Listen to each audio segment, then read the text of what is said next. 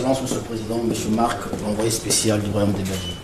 C'est une semaine diplomatique à la Cité de l'Union africaine. 48 heures après la visite de l'envoyé spécial du secrétaire général de l'ONU, le président de la République Félix-Antoine Tshisekedi Tshilombo s'est entretenu ce mercredi 12 mars 2025 avec le nouvel envoyé spécial du Royaume de Belgique pour la région des Grands Lacs.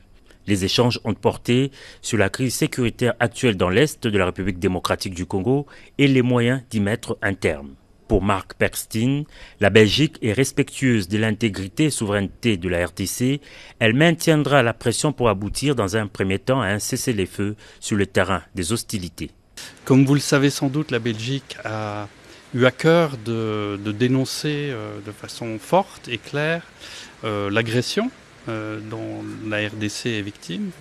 Et on le fait parce qu'on est très attaché au principe du respect du droit international, du respect de l'intégrité territoriale, de la souveraineté, de tout État, que ce soit en Europe, en Asie, en Afrique. Les règles doivent être les mêmes et s'appliquent à tout le monde.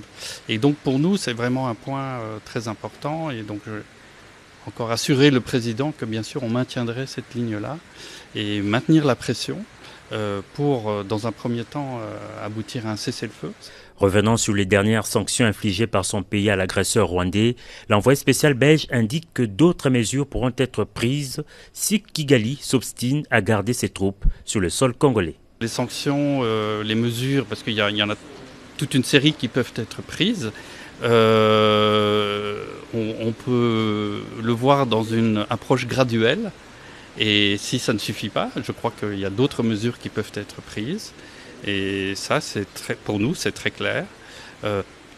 Et on continuera à sensibiliser nos partenaires, notamment européens, notamment au sein de l'Union européenne, à aller dans cette direction si nécessaire. La mise en application de la résolution 2773 et la relance des processus de Luanda et de Nairobi sont par ailleurs encouragées par l'envoyé spécial du Royaume de Belgique dans la région de Grands Lacs.